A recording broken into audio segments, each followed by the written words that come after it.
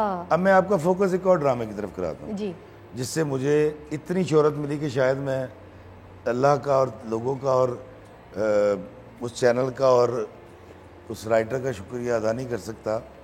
اس کا نام تھا پریزاد. ارے واہ. اب پریزاد کی کہانی کیا ہے آپ مجھے تھوڑی سی بیان کریں. میں آپ کو بتاتا ہوں کہ ہم کتنے سیدھے لوگ ہیں, ہمیں چیزیں سمجھ نہیں آتی یا ہم صرف نظر کر جاتے ہیں. کیا مطلب کہانی ایک تھی؟ ایسا بندہ جس کی شکل و صورت اتنی خوبصورت نہیں تھی, رنگ اس کا ویسا نہیں تھا کہ وہ اس کو لوگ بہت زیادہ کرٹیسائز کرتے تھے, چھیڑتے تھے اور اس کو مطلب اس کے چہرے سے, اس کی رنگت سے اس کو ذلیل کرتے تھے, اس کو نیچا دکھاتے تھے.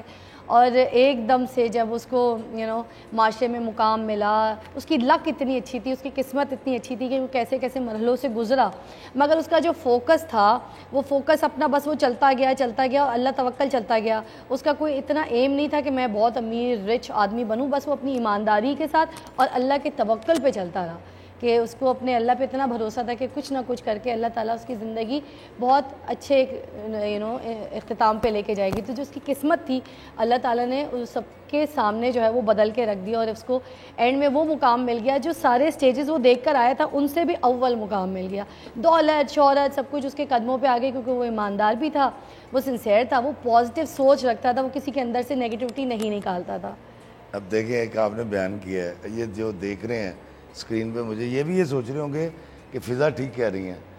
فضا کا اب میں اینٹی تھیسس بیان کرنے لگا ہوں. پریزاد ایک کالا سا لڑکا تھا جو اپنے آپ کو پتہ نہیں کیا سمجھتا تھا, بڑے بال شال بنا کے رکھتا تھا, فضول قسم کی شاعری کیا کرتا تھا. ہاں ہر کڑی دے اتنے فرفتہ ہو جاتا سی. ہاں یہ میں نے بس مائنس کیا کہ دل پھینک بھی تھا. کماتا کچھ نہیں تھا جی. بھابھی اور بھائی اس کو کہتے جا تیری مہربانی کما کے لیا, کام کر لے. ہر ڈرام آدمی تھا جی اور خواب دیکھتا تھا کہ کچھ کرے گا وہ. جی. اور جب وہ شہر آیا تو اس کے دوست نے اس کو نوکری بھی لگوایا, وہ بھی نہیں کر سکا. دو چار کیونکہ محنت اس سے ہو نہیں سکتی, ڈھیلا تھا, سستی میں چلا گیا. پھر الٹیمیٹلی وہ ایک ڈان کے پاس پہنچ گیا جو کریکٹر نعمان جی اجاز نعمان اجاز والا. اچھا اب جو ڈان ہم دکھا رہے ہیں نیگیٹو دکھا رہے ہیں تو ڈان کی کمائی کوئی مسجد کا مطلب تعمیرات کے لیے تو نہیں ہوتی, نیکی تو نہیں ہوتی اس میں, کوئی نہیں, سمگلنگ کر کے حرام کا پیسہ تھا ایسے ہی. اچھا اب ڈان نے اس کو ڈیوٹی دی, وہ اتنا ڈیوٹیفل تھا, فرض شناس تھا. اس نے کہا میری بیوی کی عصمت کی حفاظت کرنی ہے. جی. اس نے کیا کیا الٹیمیٹلی اتفاق سے کیونکہ ڈرامہ آگے چلانا تھا, نعمان اجاز مر گیا اور وہ ساری جائیداد کر گیا اس کے نام, اس کے نام کر گیا. اچھا جب وہ بانٹتا پھر رہا ہے حرام کا پیسہ تو لوگ کہہ رہے واہ واہ واہ کیا بات ہے, وہی ہوئے اس کے پاس بھی گیا, اس کے پاس بھی گیا, اس کو بھی دے دیا. جی. میں بتانا صرف یہ چاہ رہا تھا کہ اتنے سادے اتنے سیدھے میرے پاکستان کے لوگ ہیں, طالب جا رہے تھے اور رو رہے تھے کیا بات ہے پریزاد کی. اور جب اس نے حرام کا پیسہ چھوڑ کے جی نیکی کا قصد کیا اور بچوں کو پڑھانا شروع کیا, یار وائنڈ اپ ٹھیک نہیں سی اس ڈرامے کا.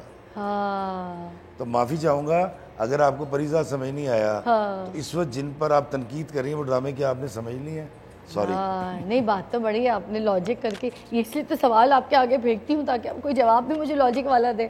اچھا مجھے اور بھی مجھے آپ سے سوال کر لیں. میں سارے پریزاد پہلے ہی میں نے اس طرح کی بات کی تھی تو مجھے پتہ چلا تھا لوگ بڑا برا منا لیتے ہیں جو اس سے منسلک ہے. میں نے کوئی غلط بات نہیں کی اور میں معافی چاہتا ہوں اگر آپ کی دل آزاری ہوئی ہو. نہیں.